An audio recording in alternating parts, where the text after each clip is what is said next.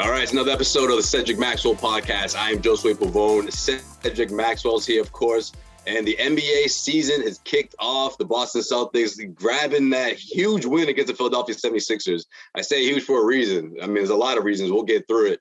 We'll talk all about it. And so did the Golden State Warriors. They got to win as well. So we got to talk about that. And this opening week of the NBA season, I can't wait. I can't wait to see it all, man. I mean, listen, from seeing what the Celtics did, obviously was huge. You know, the Golden State Warriors, what they did to the Lakers was fun. But just to see this whole thing, play itself out, man, it's going to be entertaining, this Eastern Conference right now. And we're also going to play big deal or no big deal, Max. I know how you like when we play these games every once in a while. So I got you on that. I got some storylines lined up, and I want to hear what you think. Which ones are a big deal and which ones aren't? But before we get into that, let's just talk about the Bill Russell ceremony that went down at TD Garden, man. I thought that they did a really good job with this. I love that there wasn't a huge, flashy introduction for the players. It was strictly a dedication to Bill Russell, and you saw the focus from the players. I mean, it looked like the type of game that Bill Russell would have coached, honestly. The way this Celtics team offense was running the floor, just beating up on the 76ers. I mean, the score didn't really tell the whole picture, right? It felt like it felt like a 15 to 17 point win, but the Celtics did win 126 to 117, tacking on 126 points in Joe Mazzulla's NBA coaching debut, Max. Mm-hmm. Well, I thought it was a good representation for what this team needed to do early on. I want to see how they function. Without Ime, the relationship he built with Marcus, the relationship he built with Tatum and Brown, that's to be, you can't talk enough about how he propelled this team towards winning and getting to the finals. Now, what I saw yesterday was the Tatum and Brown and Marcus Smart, that they need to have their hands held anymore. They're big boys now. They've been around the block. All-star selection, all NBA, all defensive team. I mean, so I don't think that they need that. And maybe it's just the guidance, just the steady guidance of a young coach who's just trying to understand the game. I think that's good. There were several times when Joel Embiid kind of took over and Al Horford played well. But, one thing I did see, they do miss Rob Williams. Rob Williams is that shot blocker, that guy at the end of the line. And, but I love what, different pieces came in and, able to kind of feel the bill. Yeah, I mean, the Rob Williams thing, I mean, that's going to be the elephant in the room all season long. But the more you see this team play this way and put up big points like this and win big the way they did, the less he's going to be a talking point, right? I mean, everyone's going to be thinking about when he's going to come back.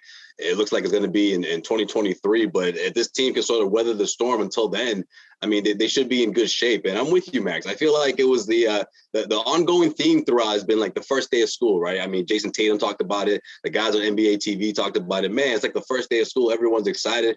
I feel like it was the first day of school watching these Celtics players come back, but it also felt like it was like senior year of high school when you're like, man, you guys are grown up now. Look at you figuring things out. Yeah, you survived the NBA. You, Brad. Look at you. Yeah, right. Your big brain. Look at it. Did. There was some remnants of weathered the storm, and you figured it out. Yeah, just defending.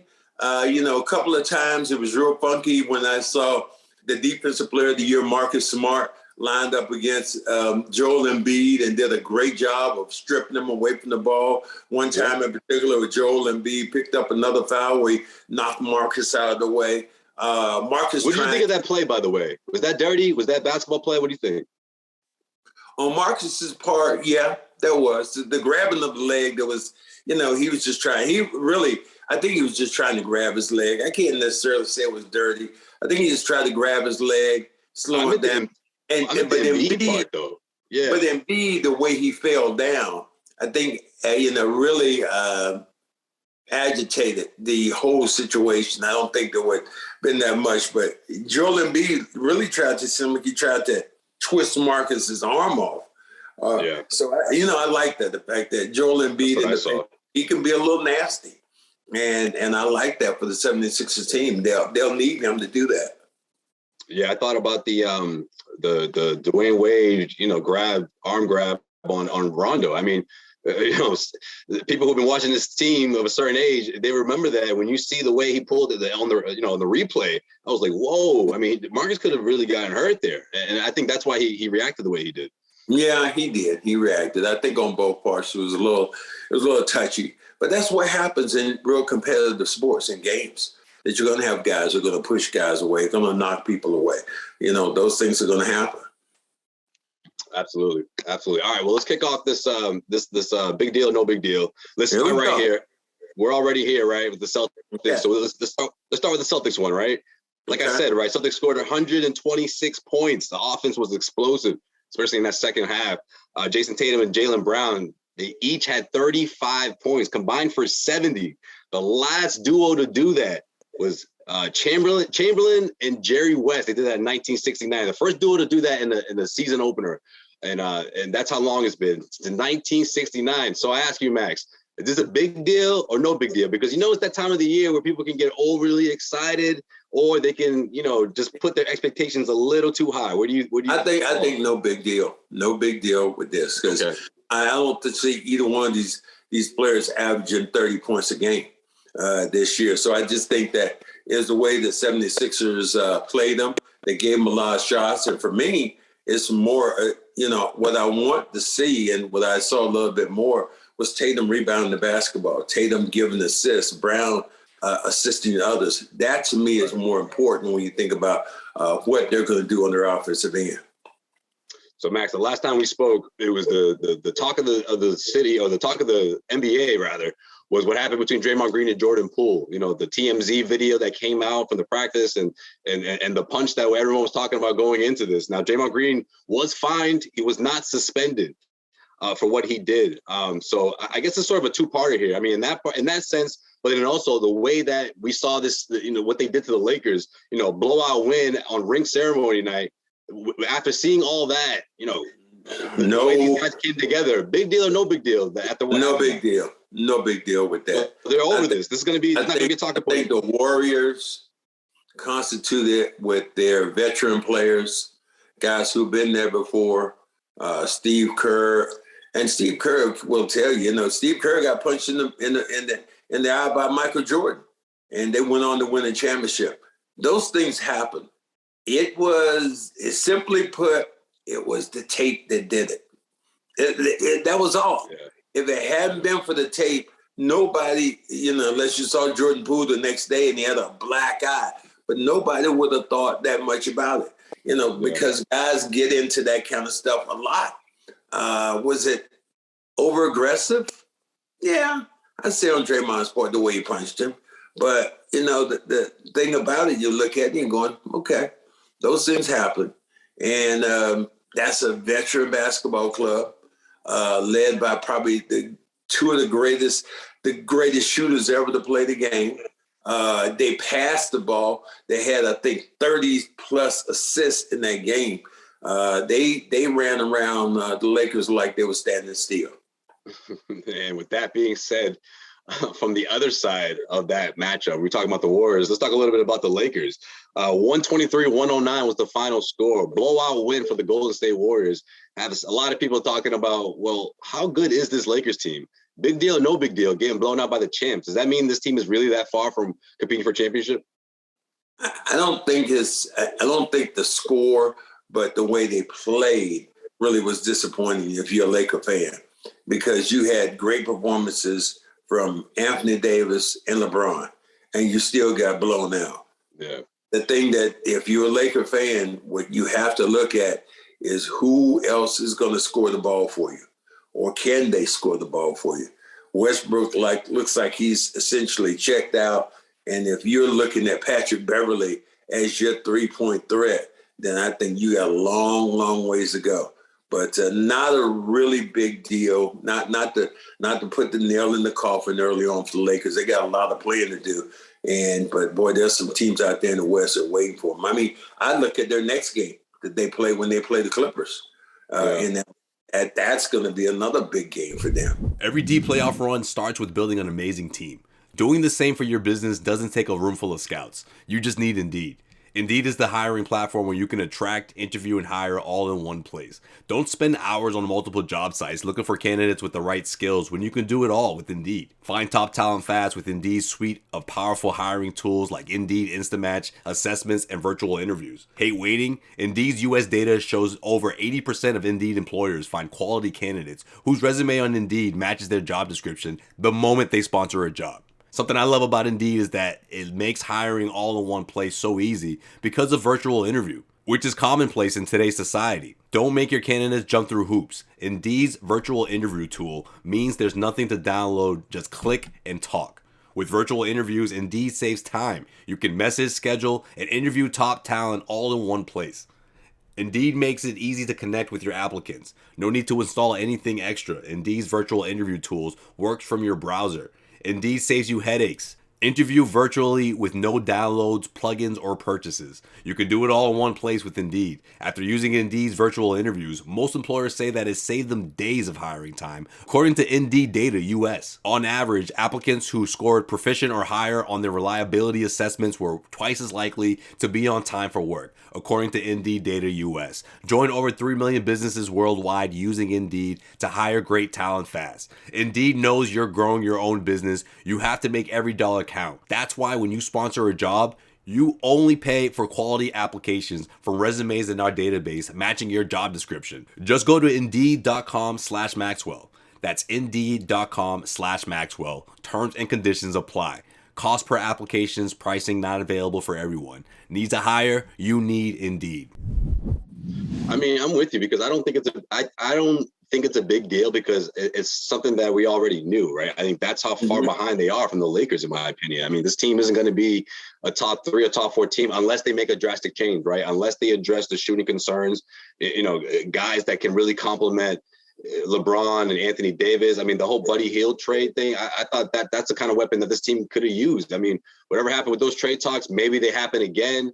But yeah, they have to address that concern because going into the season, I mean, look at what you saw, the way they looked up against the Golden State Warriors, the way they matched up. I just don't think they're in that category of being a top team in the West. No, they're not in the upper echelon. And I don't know, does Buddy Hield take them over the top? That one guy. I'm just talking about people who are potentially on the table. You know what I mean? He's a legitimate shooter. He does that. Miles comes in. He can be a 3-point threat. So you have more 3-point threats. But I look at that team. That's an old team over there, man. When you got your best player, supposedly your best player right now, you're number 20 plus. It don't get easier. I mean, you get the first game of the season, and then you got 82 games to go. Injuries, whatever, travel. We'll see how that fits out. But it was real funny when I saw LeBron James at the end of that game. Well, like looking at his fingernails, like, biting his nails. Are my nails good here? Is this like, LeBron, you're actually into this thing? And so that didn't help me if I was a Laker fan.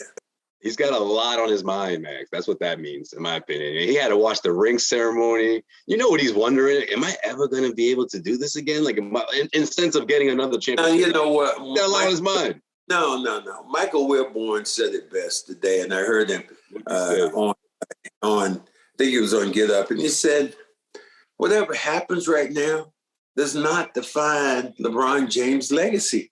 He said he is still going to go up on your Mount Rushmore as one of your top 5 players ever to play the game. That's just right now. Maybe 1 or 2, who knows? But I don't think that you look at LeBron saying, oh my God, I got this all on. I got this on my mind. The guy's a billionaire. He has a wonderful family. He's won multiple rings. He lives in Los Angeles. Yeah, but losing is not easy, especially on national TV. Come on, he cares about that stuff, Max. He owns part of the Red Sox, dude. He owns it, and say he doesn't like Boston. Come on, man, that dude got it going on. So I'm not gonna feel sorry at all for LeBron, but I just No, don't. I'm not trying. I'm not. Yeah, I know what you mean. I'm not trying to say he feels sorry, but I just think there's a lot on his mind right now. He's got to be wondering what this team's going to do. I mean, I'm not saying he's thinking the sky's falling, but he must be like, he was really in his thoughts at that moment, I think. Well, I tell you what, he looked at the Golden State Warriors, and the Golden State Warriors told him by the way they were playing, he will not win the championship. Not this year. Yes, exactly. Now, at that point, I'll totally agree, because you haven't even seen Phoenix, and he's thinking. He's also, he's Dallas. You haven't seen Denver, and hell, you're going to see the Clippers. So yeah, in that point, yeah, he could have one on his mind.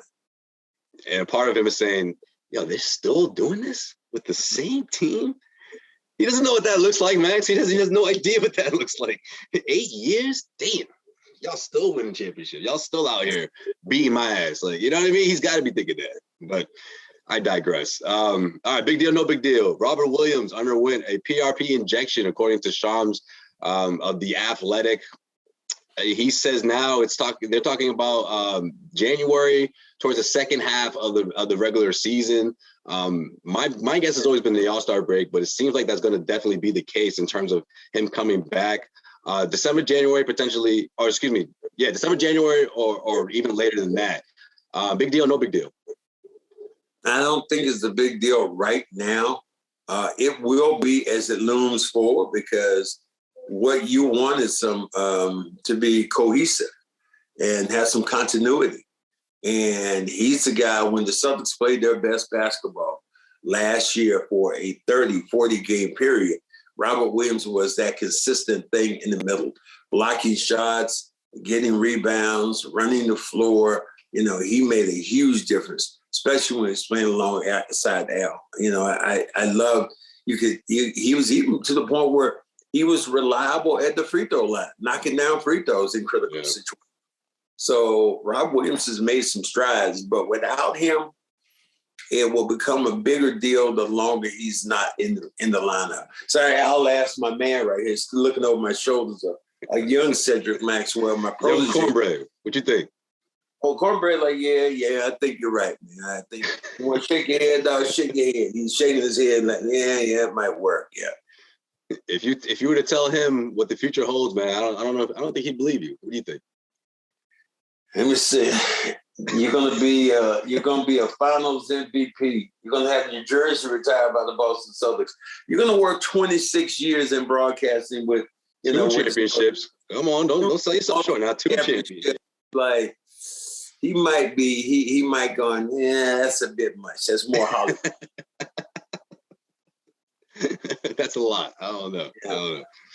All right, and finally, Kevin Garnett on a recent show with Paul Pierce, KG certified on Showtime. They were previewing the NBA season, and Paul put him on the spot, asking him who his top 4 teams in the East going to be, and he didn't include Boston. Now, Celtics fans, they were surprised, they were shocked. And this is obviously before the start of the regular season, but his top 4 is Milwaukee, Philly, Brooklyn, and Cleveland. Big deal or no big deal? The big ticket. No big deal.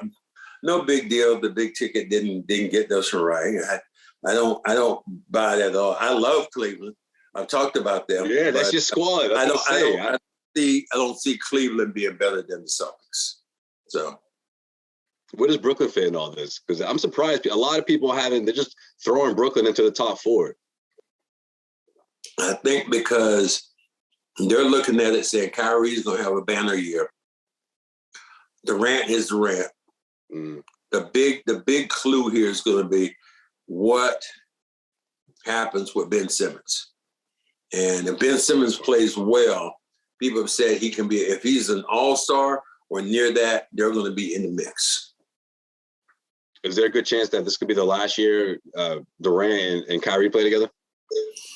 Possibility. If it doesn't perform well, Kyrie won't get that long-term extension in Brooklyn. You have to go someplace else and get it. So yeah, that's true. I think that is true. Mm-hmm.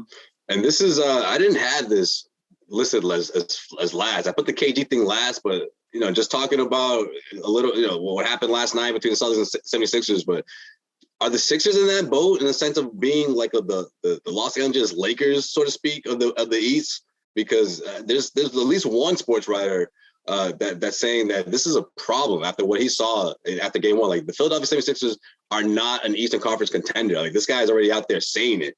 And I was surprised because I'm like, man, it's in my mind, but I still think these guys are still a top 4 team, right? Even though I think they're a top 4 team. I think it's not their last hurrah, but I still think if you look at Harden and Embiid, this has to be their year that they go deep into the playoffs. Right. I just wonder about the other pieces. Can these guys step up? I thought Tobias Harris guy he went cold in the second half. I mean, Tyrese Maxey is definitely a big piece here, but at least you saw James Harden bounce back in a big way. I mean, Sixers fans have that to root for sure. And there are a lot of good things, and Doc Rivers being there, I don't think he's going to let that team fall dead on the vine at all. I think they're going to be really good. Yeah. So yeah. Sway, I'm going to have to go. Man, I don't know why I'm getting so damn hot. Ooh. No, I was about to sign off anyway, man. About to wrap it up. Yeah, wrap it up. Go ahead, because I'm gonna say peace out. I feel like the Celtics. I'm burning up right now. And this was fun last night. Enjoy us. Peace out. All right, that's gonna do it for this episode of Cedric Maxwell Podcast. We'll see you guys next week.